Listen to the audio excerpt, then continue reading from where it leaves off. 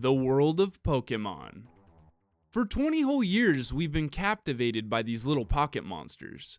Starting out with just 151 and still growing to this very day, the Pokemon franchise has prospered since the initial release of Red and Green in 1996.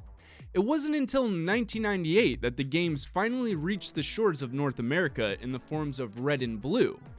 This is when myself and many of you first fell in love with Pokemon.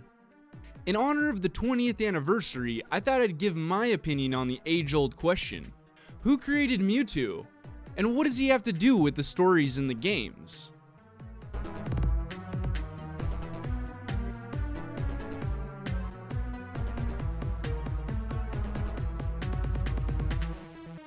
Before we start, I just want to point out that these theories are going to be somewhat loose, as I just want to have fun with the Pokemon series, so let's begin. Given that the Pokemon franchise has more than one headcanon, today we'll only be pulling info from the first 3 generations along with the remakes.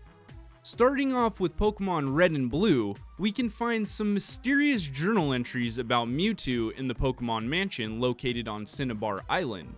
These journal entries paint a brief picture of how Mewtwo was brought into the world.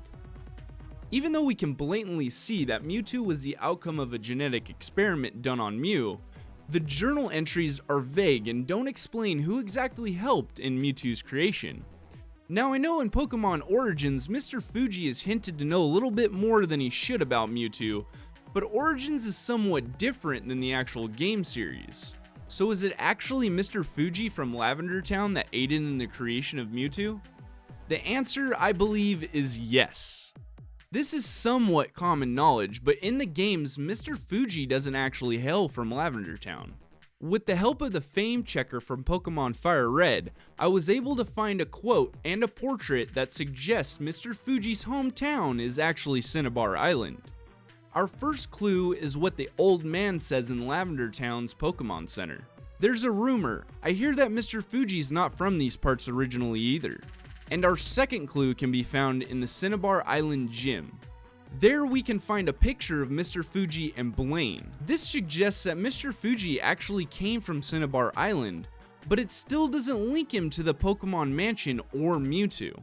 We'll have to dig even deeper to find the answer. Now we come to Pokemon Emerald, 2 generations later. In the game, you're able to travel to Faraway Island. On this island, you can find a wild Mew, along with some smudged text. An interesting note is that in the Japanese version of the game, there's 2 letters at the end of the text, which shows that somebody tried to sign it and it kinda got smudged off with the rest of the text. This implies that it might just be Mr. Fuji, because of the J-I at the end. Though it's only readable in the Japanese version of the game, I think it still holds some value here. Just with these 3 clues, it's pretty safe to say that Mr. Fuji was in some way affiliated with the Pokemon Mansion and the creation of Mewtwo. The story doesn't end there though.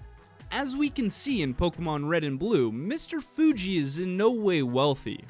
So how the heck did he fund all the research going on in the Pokemon Mansion prior to the events of the games? The only groups of interest here would be A, Team Rocket, or B, Silphco.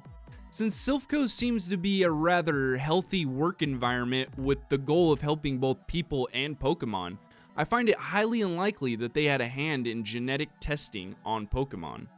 So we're left with Team Rocket or just Giovanni prior to the founding of Team Rocket. With Giovanni's funding, Fuji would have everything he needed to make the ultimate genetic testing facility. Though Giovanni helped to fund this program, his lust for power is what drove him to push Fuji into finding the legendary Pokemon Mew. After countless experiments, Mew finally gave birth to the genetically modified Mewtwo. Similar to the anime, Mewtwo grew too strong for Fuji to handle, escaping from the Pokemon Mansion. Giovanni was not pleased with the outcome and disbanded the Pokemon Mansion. Devastated, Fuji saw the errors in his ways and vowed to help Pokemon rather than abuse and misuse them. Fuji moved to Lavender Town and opened up the Pokemon House in order to help mistreated Pokemon, while Giovanni went on a rampage looking for his lost creation. By this time, Team Rocket was formed.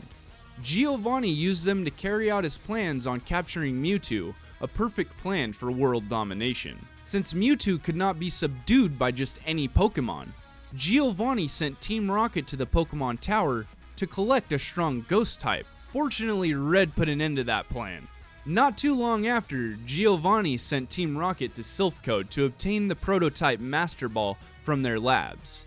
This would ensure the capture of Mewtwo, but once again Red saved the day and in the end foiled Giovanni and his plans for power. These events to me truly fit into the grand scheme of things, especially since Giovanni's plans are never clearly explained.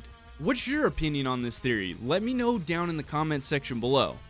Also, let me know if you guys would like to see more Pokemon theories up on the channel. It's by far one of my favorite series and I had a lot of fun putting this one together for you guys.